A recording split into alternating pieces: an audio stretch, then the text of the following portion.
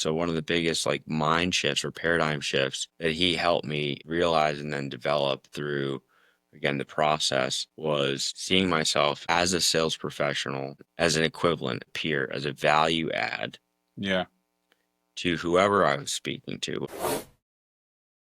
The GM of my branch back in the day really The pushed. GM of your branch back in the day. So I'm speaking work lingo. Our organization, I was in the orthopedic division, and every city or region has its own branch, essentially the hub where all the sales reps are out of. And I was out of the New York, New Jersey branch, and phenomenal branch, highly intimidating when you first walk in. No matter how much experience I had, I thought I was ready for the role. I was just there and I was ready to learn. One thing that the GM of the branch, GM might not sound like a big role when it comes to directors and VPs and all that, but he ran the show for that branch and it was an elite branch. And the next role he took was extremely high within the corporate organization. So essentially, he was just before corporate and dealing with boots on the ground. He was managing boots on the ground, and he was the intermediary between corporate and the branch. And what he implored upon everyone is everyone is a leader in this organization, even if no one reports to you. That message was pushed on everyone, and I pushed it, and I know everyone believed it, and we made sure everyone believed it.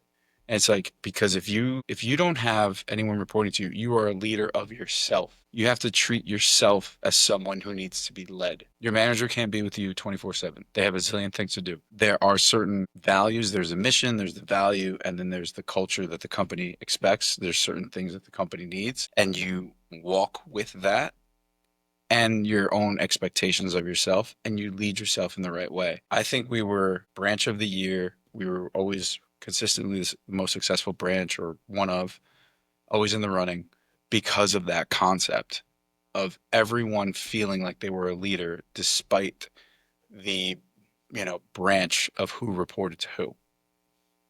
You have ownership, Jocko Willink, of what you do and the impact that it makes on the overall organization. Just because your title is whatever it is, if it's associate sales rep, Yeah. in there's a reason why you're here, and what you do has an impact, positive or negative. You brought up a point before, and I was like, I can't help but think about that, and that has been one of the most impactful things in my career that I've heard, felt, and breathed and lived that made an impact on me and those around me. And that's why I felt like I was with a team of winners, and I think it was that mindset that everyone had. They're going out in their own little world, managing their territories with all these people, but they were leading that. That's mine, right?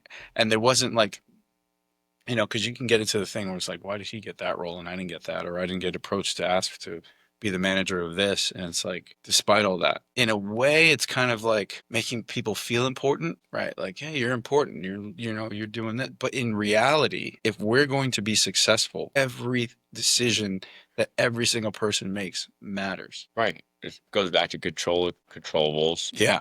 You have a direct sphere of influence. Yes. Maximize that. Yeah. Do well with what you are entrusted with, and progression, promotion, success will inherently be a byproduct of that. I think from like, I'm all about mindset. Like transitioning from military for me I think is a really good and extreme example of this, but it translates in other transitions, right? Military are very hierarchical.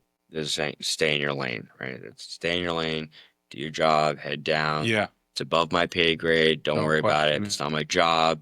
That's his job, right? And that's just the culture of the military, for better word or indifferent. But when you get into the private sector in business, and more specifically sales, I think one of the best lessons that one of my leaders early on at SAP, the regional VP, very successful, and he's still there, and he's progressed in his career, sat me down because he noticed this mindset that I had, which was very overly structured, just by way of how I was entrained So it's in the supposed to military, be, yeah. right? So, thankfully, I've evolved from then. But I had a mindset where I looked at myself as either above, right? And in my old uniform, I was a lower ranking person. Therefore, I spoke to a higher ranking person in a certain way. Stayed in my lane. I didn't challenge.